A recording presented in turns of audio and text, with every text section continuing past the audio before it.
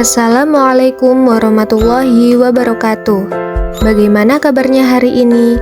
Semoga selalu sehat ya. Kembali pada pembelajaran akidah akhlak, pada pertemuan kali ini akan membahas tentang ragam penyakit hati. Sebelum menerima materi pada pertemuan kali ini, terdapat kompetensi dasar yang perlu kita ketahui.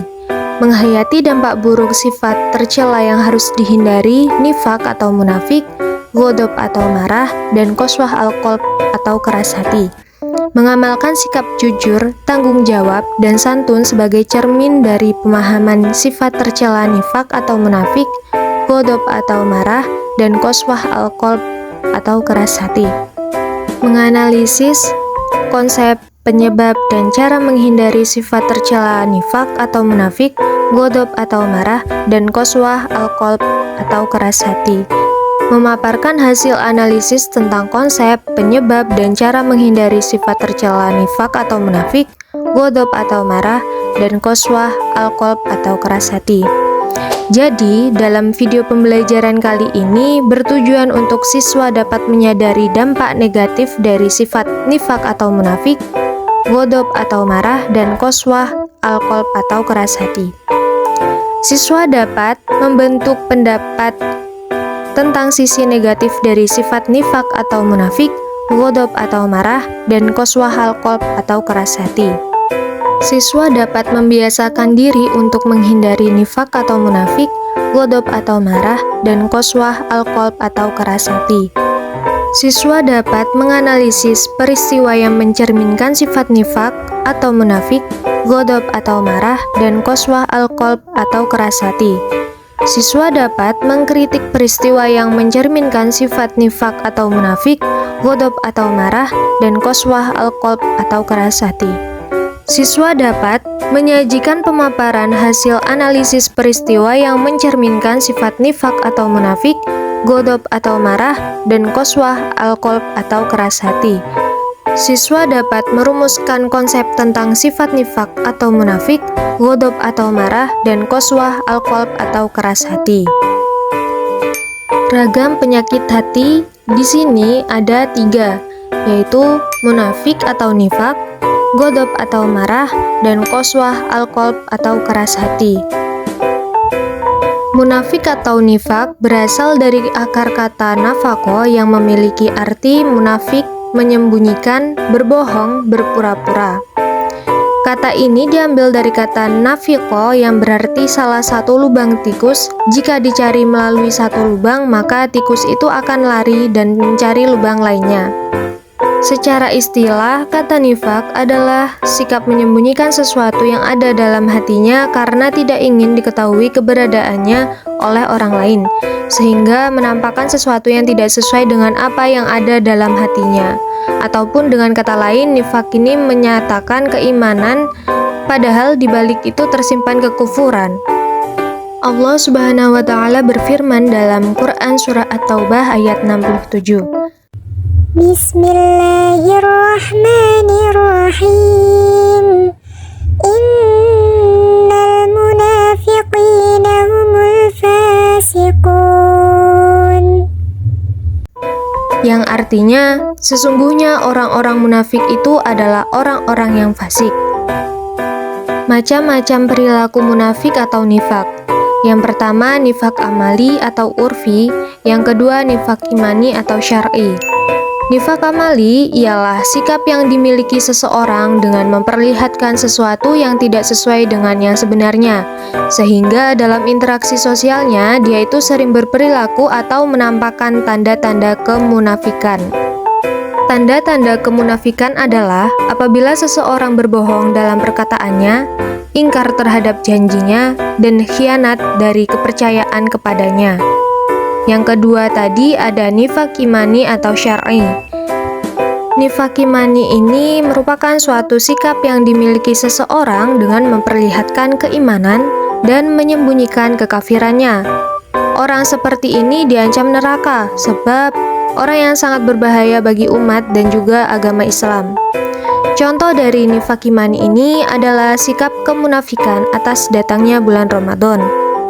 Cara untuk menghindari perilaku munafik atau nifak adalah yang pertama, membiasakan berkata jujur. Jujur ini merupakan sikap terpuji di mana seseorang mengatakan sesuatu sesuai dengan kenyataan apa yang diketahui. Yang kedua, membiasakan diri untuk setia atau amanah. Setia atau amanah ini merupakan sikap terpuji di mana seseorang berpegang teguh pada janji, pendirian, dan juga kepercayaan. Selanjutnya ada godob atau marah. Kata godob berasal dari kata godiba yakdabu yang berarti marah, mengamuk, dan murka. Kata godob ini secara istilah yaitu sikap tercela di mana gejolak darah dalam diri seseorang meningkat karena tidak senang pada perlakuan tidak pantas. Godob ini merupakan fitrah manusia, oleh karena itu sikap ini haruslah dikendalikan bahkan diredam. Allah Subhanahu wa Ta'ala berfirman, Quran Surah Al-Imran ayat 133 sampai 134. Bismillahirrahmanirrahim.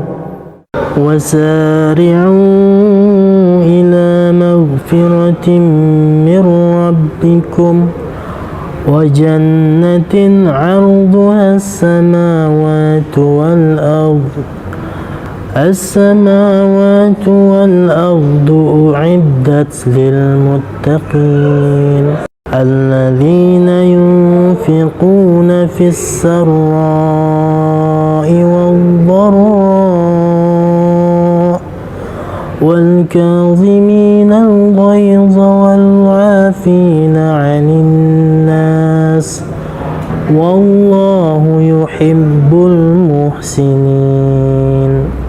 Dan bersegeralah kamu kepada ampunan dari Tuhanmu dan kepada surga yang luasnya seluas langit dan bumi, yang disediakan untuk orang-orang yang bertakwa, yaitu orang-orang yang menafkahkan hartanya baik di waktu lapang maupun sempit, dan orang-orang yang menahan amarahnya dan memaafkan kesalahan orang. Allah menyukai orang-orang yang berbuat kebajikan. Adapun dampak negatif perilaku godob atau marah. Jika seseorang marah dan tidak berusaha untuk mengendalikan akan menyebabkan keburukan. Nah, di sini terdapat beberapa keburukan yang dapat timbul karena sikap marah. Yang pertama, keputusan dan tindakan yang diambil tidak bijaksana. Yang kedua, retak dan putusnya hubungan persaudaraan antar manusia. Yang ketiga, membahayakan kesehatan tubuh karena tekanan darah tinggi yang meningkat menyebabkan sakit kepala dan juga beresiko menyebabkan serangan jantung. Dalam Al-Quran, sikap marah ini dapat menimbulkan beberapa dampak negatif. Yang pertama, menemui banyak kesulitan sehingga menyesal. Yang kedua, tidak mendapat keuntungan melainkan mendapatkan kerugian. Dan yang terakhir, menerima murka dan laknat dari Allah Subhanahu wa Ta'ala. Selanjutnya, cara untuk menghindari perilaku godob atau marah. Yang pertama yaitu meredam rasa amarah dengan sabar. Yang kedua, meredam rasa amarah dengan berzikir kepada Allah Subhanahu wa Ta'ala. Yang ketiga, meredam rasa amarah dengan berwudu. Yang keempat, meredam rasa amarah dengan cara merubah posisi atau berdiam diri. Dan yang kelima yaitu memberi maaf. Untuk penjelasan yang terakhir ini ada qaswah al-qalb atau keras hati.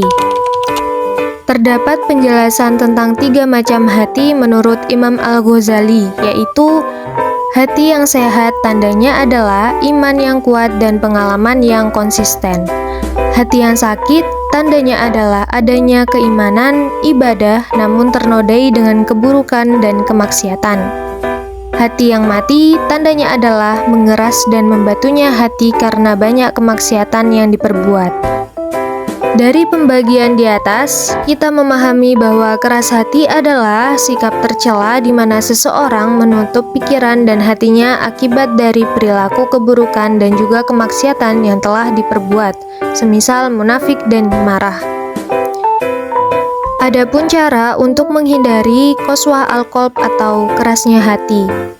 Untuk menghindarkan diri dari kerasnya hati, maka kita dapat melakukan beberapa hal yang telah dikatakan oleh Imam Al-Qushairi yang dinukilkan dari Syekh Ibrahim Al-Khawas, yaitu membaca Al-Quran disertai dengan perenungan, mengatur pola makan agar perut tidak kenyang, bangun malam, merendahkan diri di hadapan Allah Subhanahu wa Ta'ala pada akhir malam, bergaul dengan orang-orang soleh, dan berempati kepada orang lain. Baik teman-teman, terima kasih telah mendengarkan dan juga menyimak materi dari ragam penyakit hati. Semoga bermanfaat. Sekian dari saya. Wassalamualaikum warahmatullahi wabarakatuh.